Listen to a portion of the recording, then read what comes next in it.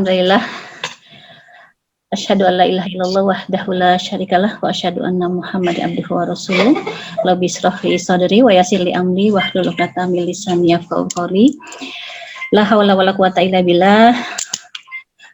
Alhamdulillah di pagi yang cerah ini ya. Semoga Allah tetap menjaga kita dalam kondisi senantiasa di dalam energi kesyukuran, sehingga kembali lagi terulang-ulang, karena memang satu dengan ilmu yang lain tuh selalu terhubung ya. Kalau kata teman-teman di Magnet Rezeki itu satu sama terhubung ya. Ya, saya merasakan betul ya. Ternyata ketika kita dalam kondisi senantiasa, terutama pagi ya, menjaga kondisi mood pagi kita dan emosi pagi kita dalam keadaan positif, ternyata di situ kuncinya.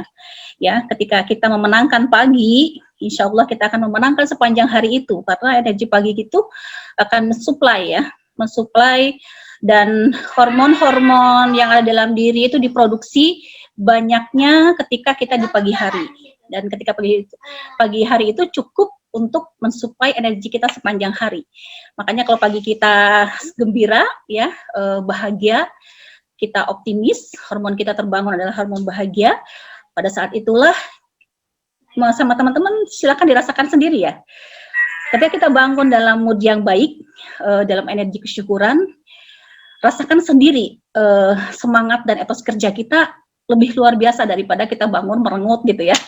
Makanya kenapa saya selalu anjurkan senyum itu ya, karena senyum yang mahal itu akan menghadirkan pribadi yang mahal ya. Dari senyum itu mengawali dari banyak hal yang positif. Saya mengulas sedikit ya dari tadi yang disampaikan Bayu, luar biasa ya, bagus sekali itu inspirasinya. Itu memang sebagai cerminan juga ya buat diri kita, bahwa kenapa sih Allah itu menciptakan dua telinga dan satu mulut ya. Itu sebenarnya seolah-olah Allah tuh mau nyuruh kita ya untuk lebih banyak mendengar daripada berbicara. Maksudnya tuh lebih banyak mendengar dari berbicara itu tetap proporsional sesuai dengan pada saat itu apa yang dibutuhkan. Tetapi ketika kita berbicara sebelumnya mendengar dulu, maka bicara kita pun akan lebih terarah ya, akan tepat sasaran sesuai dengan yang dibutuhkan siapa lawan bicara kita. Karena emosi itu adanya di area rasa, dan area rasa itu adalah salah satu bahasa yang membuka gerbang bawah sadar.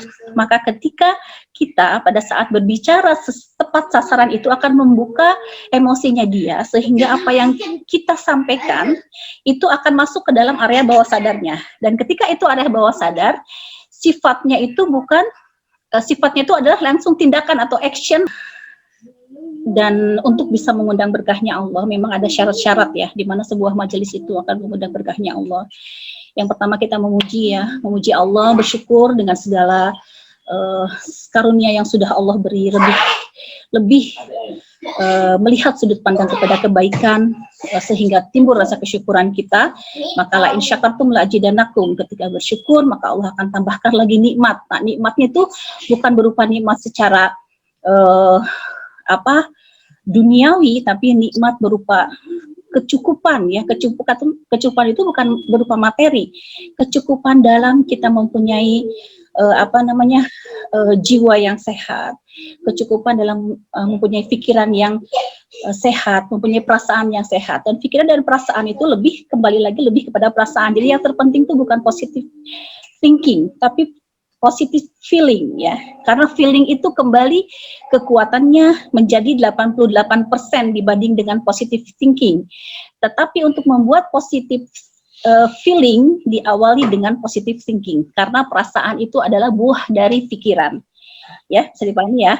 Jadi yang terpenting kita membangun positive feeling, dan ketika positif kita feeling, maka itu akan bisa menjadi pengendali dari seluruh aktivitas kita. Dan kemudian jadi berkah juga ketika kita bersolawat ya kepada Rasulullah.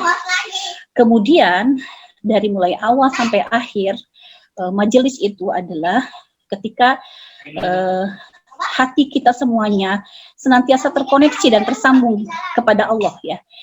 Dimana ketika dalam berilmu kita adalah frame-nya tetap adalah frame dalam rangka kita sebagai seorang hamba, bahwa ini adalah sebuah aktivitas amal soleh, bahwa ini adalah sebuah aktivitas ikhtiar, dalam rangka ini manifestasi sebagai kita sebagai hambanya Allah. Jadi wujud kehambaan kita kepada Allah. Ketika niat diluruskan karena Allah, kemudian semua segala terkoneksi pada Allah, ditutup dengan doa penutup majelis, maka insya Allah majelis itu adalah majelis yang mengundang berkahnya Allah, dan insya Allah datang keberkahan di situ. Nah, untuk sharing hari ini, saya akan menceritakan sedikit tentang satu aspek dari aktivitas saya sebagai seorang terapis.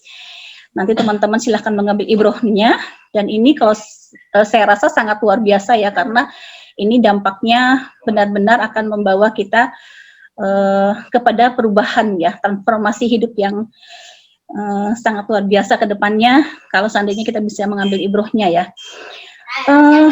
Ketika seorang dokter atau terapis seperti saya gitu ya, ketika datang pasien atau klien ya, tidak langsung terburu-buru untuk mengobati atau memberi obat ya. Nah, tentunya kita harus diagnosa dulu ya. Sakit kita harus ngobrol dulu, harus ketemu dulu sakitnya apa ya, kemudian apa yang dia rasakan. Kemudian setelah itu baru ditentukan bagaimana cara pengobatannya, dosisnya seperti apa, agar dalam pengobatan kita nggak salah obat gitu ya, agar tidak tepat sasaran, agar kita bisa tepat sasaran. Nah, demikian juga itu yang seharusnya kita lakukan kepada diri kita sendiri ya, karena sebenarnya dokter terbaik untuk kita sendiri, untuk kita adalah diri kita sendiri. Nah, kemudian jadi pada saat kita mengalami masalah gitu ya, kalau bisa disederhanakan mungkin masalah itu ya, apa yang terjadi tidak sesuai dengan harapan kita. Dari sekian banyak definisi itu, saya ambil satu aja itu yang paling mudah ya. Masalah itu adalah keadaan di mana realita tidak sesuai dengan harapan kita. Misalnya harapan seseorang yang sakit itu kan sembuh gitu ya, tapi saat ini belum sembuh, berarti itu masalah. Kita di perusahaan punya target 10 miliar misalnya, hari ini masih 5 miliar gitu ya, itu sudah dianggap masalah. Nah, itu yang terjadi pada diri kita sendiri atau pada perusahaan gitu ya. Ketika kita dihadapkan kepada masalah ya, kita nggak langsung buru-buru untuk mencari solusi ya. Karena solusi itu bisa saja kita salah diagnosa ya. Bisa saja kita melakukan langkah yang tidak tepat sasaran kalau seandainya kita tidak jelas dulu ya, ini masalahnya tuh ada di mana sih gitu loh. Kalau terkait dengan kita ya, kita adalah dokter terbaik untuk diri kita sendiri. Nah, ini sebenarnya aku ini punya masalah apa sih dengan diriku ini gitu loh. Itu harus jelas dulu, karena kenapa? Banyak sekali orang yang datang kepada diri saya, datang kepada saya sebagai seorang terapis. Dia datang misalnya keluhan pusing ya, bahkan yang datang itu sampai pusingnya tuh ada 10 tahun gitu ya, 12 tahun, 5 tahun gitu ya, dan selama ini cuma mengkonsumsi obat karena ya datang kepada dokter, ini sakitnya apa saya pusing, dikasih obat mengurangi rasa pusing gitu ya, atau menghilangkan rasa pusing saja. Ternyata setelah ditelusuri, setelah didiagnosa, ternyata pusingnya itu bukan murni dari fisik, karena ada unsur psikis. Misalnya dia sulit memaafkan, salah satunya ya, masih sulit memaafkan ibunya. Maka ketika teringat memori tentang ibunya, langsung pusingnya kena. Sampai kapanpun tidak akan ada efek apa-apa, dia nggak akan sembuh-sembuh selama yang disembuhkan itu adalah fisiknya saja, padahal akar masalahnya itu bukan di situ. Nah, demikian juga dengan diri kita ya. Kalau seandainya pada saat kita presentasi misalnya ya, pada saat kita berbicara ada kegugupan di dalam diri kita, sebelumnya duduk sangat luar biasa gitu ya, di dalam jantung kita berdetak lebih cepat misalnya, pas udah ngomong di depan kayak blank gitu ya, terus saya aja lupa semuanya, ada kan yang seperti itu, bahkan gugupnya sangat luar biasa sampai keringat dingin gitu ya, jadinya lupa. Nah, pada saat itu yang terjadi pada diri kita ya, itu jangan langsung dicari solusinya, tapi kembali lagi temukan dulu apakah pada saat kegugupan itu datang karena kita belum menguasai product knowledge yang akan kita presentasikan misalnya gitu ya, sehingga kita ada rasa khawatir nanti kalau klien saya nanya-nanya gini gitu saya nggak tahu apa-apa. Nah, itu akhirnya timbul kegugupan. Nah, berarti itu masalahnya ada di teknis. Nah, kalau seandainya ketika kegugupan itu datang ternyata ditelusuri ke dalam diri, pernah mengalami sesuatu, waktu itu bicara sama orang, kemudian waktu itu gugup sekali, akhirnya pembicaraannya nggak nyambung, akhirnya buyar gitu ya. Nah, kebuyaran yang terjadi di masa lalu itu menghadirkan sebuah emosi negatif yang masuk ke dalam pikiran bawah sadar, maka ketika kita ngobrol sama orang, emosi itu yang hadir kembali. Berarti masalahnya ada di emosi, bukan di teknis. Nah, kayak gitu terus ditelusuri dulu. Agar pada saat kita paham bagaimana cara mengobatinya itu sesuai dengan bagaimana diagnosanya. Nanti dikhawatirkan kenapa salah satu sebab kita tidak tepat sasaran untuk mencapai target, mencapai banyak hal, karena kita sebenarnya belum paham benar masalahnya itu ada di mana sih gitu loh. Apakah masalahnya itu ada di kondisi emosi spiritual dari karyawannya, apakah benar-benar murni ada di teknisnya, ataukah di yang lainnya? Karena apa? Karena di dalam diri kita sebagai manusia memang banyak aspek. Jadi diri kita itu adalah gabungan dari beberapa aspek ya. Jadi masalah itu bisa datang dari zona spiritual kita, ya bisa datang karena emosi kita, bisa datang karena murni dari fisik kita, atau bisa karena masalah hubungan gitu ya, masalah relasi dengan siapa terganggu, akhirnya merusak semuanya. Nah, itu harus difahami betul dulu agar kita untuk naik ke level selanjutnya ya, untuk melakukan perbaikan diri, untuk melakukan transformasi diri itu kita lebih cepat gitu ya, lebih cepat untuk berubah, lebih cepat mengalami perubahan ketika sudah sasarannya tetap tepat dalam mengambil langkah. Nah, itu karena kadang rasa kecewa kita pada saat menjalani hari-hari di dunia kerja atau dalam relasi atau apa, misalnya mungkin kita sering mengalami kekecewaan. Nah, itu harus berjalan ke dalam diri.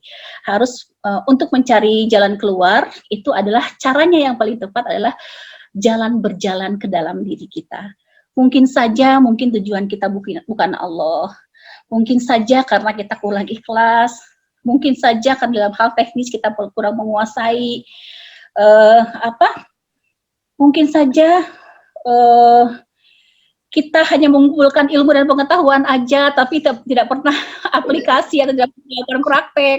Nah, itu banyak hal gitu ya. Dan itu yang akan ketemu adalah ketika sudah benar-benar menjadi pengamat untuk diri kita sendiri, menjadi dokter diri kita sendiri, mendiagnosa diri kita sendiri sehingga obatnya menjadi tepat sasaran. Nah, itu adalah ternyata ya pada saat saya menerapi itu saya berusaha memposisikan diri sebagai fasilitator ya, bukan sebagai mengobati dia. Karena sebenarnya siapapun orangnya, dia bermasalah di zona apapun ya, walaupun itu di teknis, walaupun itu di emosinya, pikiran dan perasaannya ya, ataupun itu di zona spiritualnya, itu adalah yang paling tahu adalah dirinya sendiri. Aku ini keinginannya apa? Zonanya di situ jelek. Apa yang sebenarnya aku butuhkan, itu yang paling tahu adalah diri kita sendiri. Dan ternyata ketika posisi saya walaupun sebagai terapis adalah sebagai fasilitator, dan mereka biar berjalan kepada diri mereka sendiri, ternyata itu lebih tepat sasaran dan efeknya untuk jangka panjang. Karena setelah dia mengalami masalah itu, dari mulai ada masalah sampai selanjutnya tuh dia akan selalu menjadi energi mengalir kepada apa yang kita fokuskan saja. Itu akhirnya ketika kita sudah mengenal semuanya, strategi akan bisa dijalankan dengan baik. Nah, misalnya seperti itu. Kalau kita sudah mengenal diri, pada akhirnya mudah sekali. Kenapa kita sulit? Karena kadang-kadang pertama kita mungkin kurang ilmu ya. Jadi kalau kita kurang banyak mengalami kesulitan itu sebagai sebenarnya warning ya untuk diri kita, mungkin kita banyak kurang ilmu.